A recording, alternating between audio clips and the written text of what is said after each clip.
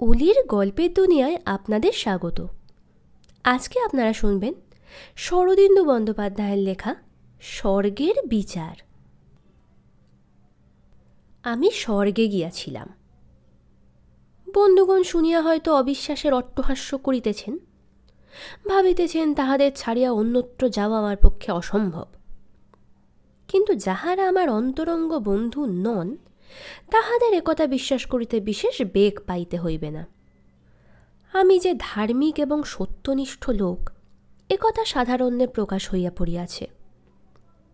প্রথমটা ভাবিয়াছিলাম, আমার নানাবিধ পুণ্য কার্যের সংবাদ পাইয়া বুঝি দেবরাজ স্থায়ীভাবে আমার স্বর্গে বসবাসের ব্যবস্থা করিয়াছেন। কিন্তু দেখিলাম তাহা নয়, সাক্ষী দিবার জন্য ডাক পড়িয়াছে, বিচার সভায় হাজিরা দিতে হইবে। মেঘলোক ভেদ করিয়া বৈদ্যুতিক পুষ্পকরথ স্বর্গের এলাকায় পৌঁছিলে অমরাবতীর বিস্তৃত দৃশ্যটা এক নজরে দেখিয়া লইলাম। এদিকে মন্দাকিনীর ঘাটে বস্ত্রাদি খুলিয়া রাখিয়া কয়েকটি অপ্সরা জলকেলি করিতেছে। কয়েকজন রসিক দেবতা তাহাদের সঙ্গে যোগ দিয়াছেন। ওদিকে চন্দ্রদেব নন্দনকাননে পারিজাত বৃক্ষের গুঁড়িতে ঠেস দিয়া গত রাত্রির খোঁয়ারি ভাঙিতেছেন।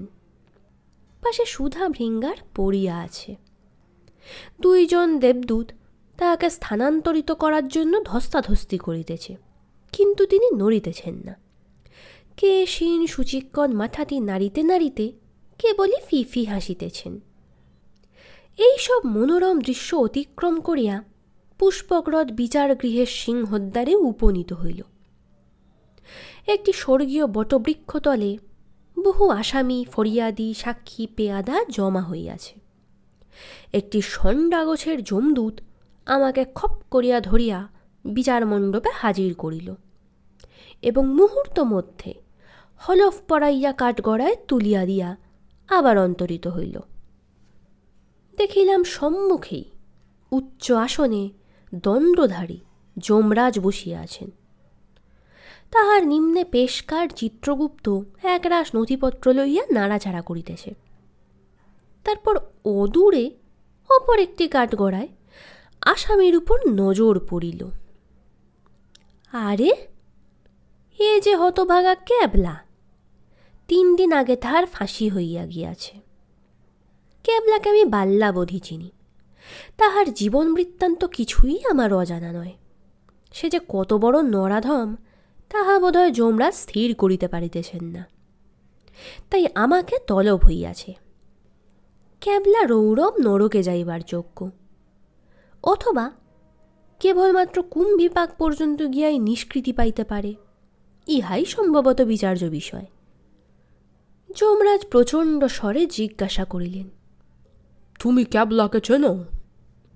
করজোরে কহিলাম, চিনি ধর্মাবতার। হংসপুচ্ছ তুলিয়া যমরাজ বলিলেন, ভালো, তার জীবন কাহিনী বর্ণনা করো। বলিলাম, কি আর বর্ণনা করব হুজুর, ছোড়া ছেলেবেলা থেকেই অধঃপাতে গিয়েছিল। 13 বছর বয়সে তারি খেতে শেখে। তারপর? ধর্মরাজ জবানবন্দি লিখিয়া লইতে লাগিলেন। স্কুলে ক্যাবলার সঙ্গে এক ক্লাসে পড়তুম হুজুর।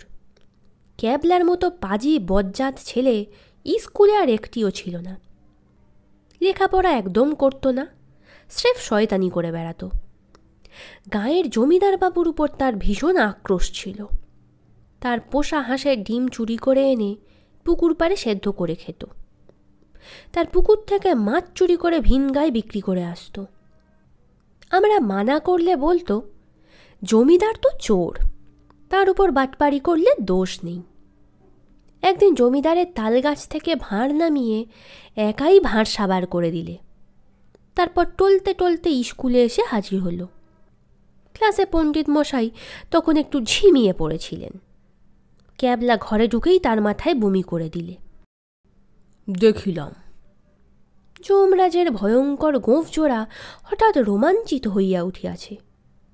ভ্রুযুগল কপালের উপর নাগ নৃত্য শুরু করিয়া দিয়াছে।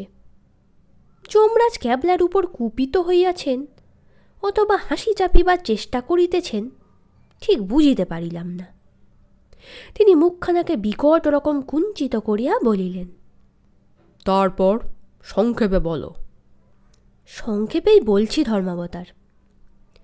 ক্যাবলাকে স্কুল থেকে তাড়িয়ে দেওয়া হলো। আমরা গাঁয়ের ভালো ছেলেরা তার সঙ্গে কথা কওয়া পর্যন্ত বন্ধ করে দিলুম। সে দুলে কেওড়ার ছেলেদের সঙ্গে দিনরাত বদমাইশি করে বেড়াতে লাগলো। যতই তার বয়স বাড়তে লাগলো ততই সে বিগড়ে যেতে লাগলো। তার চরিত্র একদম খারাপ হয়ে গেল হুজুর। দুলে পাড়ার এক বিধবা স্ত্রীলোককে জমিদারবাবু অনুগ্রহ করতেন। ক্যাবলার নজর পড়ল তার ওপর। জমিদারবাবুর ওপর ক্যাবলার বরাবরই রাগ। সে একদিন দুলে মেয়েটাকে নিয়ে লোপাট হয়ে গেল। 6 মাস পরে ক্যাবলা ফিরে এলো। শোনা গেল মেয়েটা নাকি খ্রিস্টান হয়ে গেছে। ক্যাবলা যেন ভারী সকাজ করেছে এমনইভাবে বুক ফুলিয়ে বেড়াতে লাগল। এইবার ক্যাবলা হঠাৎ কথা কহিল, বলিল, হুজুর খেন্তিকে আমি নিজের বোনের মতো ভালোবাসতুম, জমিদার শালা তাকে। চপড়াও। ধর্মরাজ কটমট করিয়া তাকাইলেন, তারপর আমাকে বলিলেন, বলে যাও। ক্যাবলার এক খুড়ো ছিলেন। তিনি তাকে ঘরবাসী করবার জন্য তার বিয়ে দিলেন। বউটির বয়স বছর 11, কিন্তু পেটে প্রকাণ্ড পিলে। এই পিলে শুদ্ধ মেয়েটাকে নিয়ে ক্যাবলা একেবারে মেতে উঠল। সত্যি মিথ্যে জানি না, কিন্তু এই সময়টাতে ক্যাবলা নাকি তারই গাঁজাও ছেড়ে দিয়েছিল। বছরখানেক এইভাবে কাটাবার পর ক্যাবলা একদিন বউকে খুড়োর কাছে রেখে বিদেশে গেল। শুনলুম টাকা রোজগার করতে কলকাতায় গেছে। তারপর 3 বছর আর তার দেখা নেই। কলকাতায় সে কী করছিল তা আপনারাই ভালো জানেন ধর্মাবতার। শুনতুম সে খেন্তির বাড়িতে থেকে থিয়েটার করত। বাড়িতে একটি পয়সাও পাঠাতো না। 9 মাসে 6 মাসে একটা চিঠি দিত, এই পর্যন্ত। ক্যাবলার পৈতৃক 2-1 বিঘে জমি ছিল, তাও খাজনার দায়ে নিলেম হয়ে গেল। ঘরের সম্পত্তি পরের হাতে যাবে, তাই খুড়ো মশাই সেটা কিনে নিলেন। কিন্তু ক্যাবলার বউকে খাওয়ায় কে? খুড়ো হাজার হোক জ্ঞাতি, ভাইপো বউকে তো চিরকাল পুষতে পারেন না। যতদিন ক্যাবলার জমি ছিল ততদিন তাকে খোরপোশ দিয়েছিলেন। কিন্তু এখন আমরা গায়ের 5 জন হয়তো ক্যাবলার বউকে দুমুটো খেতে দিতে পারতুম, কিন্তু পরের সমস্ত বউকে খেতে দিয়ে খেয়ে নিন্দে কুড়োবে হুজুর? সকলেই তো স্ত্রী পরিবার নিয়ে ঘর করতে হয়। ক্যাবলার বউয়ের যখন ভীষণ দুরবস্থা, তখন জমিদারবাবু কৃপা করলেন। শিবতুল্য লোক যদি কেউ থাকে তো সে আমাদের জমিদারবাবু। এক কথায় ক্যাবলার বউয়ের সমস্ত ভার তিনি নিজের ঘাড়ে তুলে নিলেন। বেশি কি বলবো হুজুর, তিনি তাকে গয়না পর্যন্ত গড়িয়ে দিলেন। দিনের বেলা পাছে কেউ কিছু মনে করে, তাই রাত্রিরে লুকিয়ে তার সঙ্গে দেখা করতেন। খুড়োমশাই অবশ্য সবই জানতেন, কিন্তু তিনি ধর্মভীরু লোক, কাউকে একটি কথাও বলেননি। এইভাবে চলতে লাগলো। পাড়াগায়ে কোনো কথাই চাপা থাকে না, কিন্তু তাই বলে পরের হাঁড়িতে কাঠি দিতেও কেউ ভালোবাসে না। বিশেষত জমিদারবাবু মানি লোক, তাই সব দিক বিবেচনা করে আমরা চুপচাপ রইলুম। তারপর হঠাৎ একদিন গভীর রাত্রে ক্যাবলা ফিরে এলো। কোথা থেকে খবর পেয়েছিল জানি না, গাঁয়েরই কোনো লোক বোধহয় বেনামি চিঠি দিয়ে তাকে জানিয়েছিল। ধর্মরাজ জিজ্ঞাসা করলেন, কে জানিয়েছিল? তা তো মনে পড়ছে না হুজুর। চিত্রগুপ্ত, খাতা দেখো। খাতা দেখিয়া চিত্রগুপ্ত বলিল, ইনি বেনামি চিঠি দিয়েছিলেন, এই যে হস্তাক্ষর বিশেষজ্ঞের রিপোর্ট রয়েছে। আমি বললাম, তা বোধহয় আমিই দিয়েছিলুম হুজুর, ভালোর জন্যেই। তারপর বলো। তারপর বলতে আমারই গায়ে কাঁটা দিচ্ছে ধর্মাবতার। ক্যাবলা ঘরে ঢুকে একবার আপাদ মস্তক তার বউয়ের পানে তাকালে, তারপর জমিদারের দেওয়া সোনার চন্দ্রহার তার কোমর থেকে ছিঁড়ে নিয়ে ঘর থেকে বেরিয়ে গেল। বউকে একটি কথাও বললে না। খুটখুটে রাত্রির হুজুর। ক্যাবলা শটান জমিদারবাবুর পাঁচিল ডিঙিয়ে তার শোবার ঘরে ঢুকল। তারপর যা হলো তা সবাই জানে। সকালবেলা দেখা গেল জমিদারবাবু গলায় চন্দ্রহার জড়িয়ে পড়ে আছেন। পৈশাচিক কাণ্ড ধর্মাবতার। ক্যাবলা তারই চন্দ্রহার তার গলায় জড়িয়ে তাকে খুন করেছে। কিছুক্ষণ বিচার সভা নিস্তব্ধ রহিল। অবশেষে ধর্মরাজ একবার সজোরে গলা খাঁকারি দিলেন। তোমার আর কিছু বলার আছে?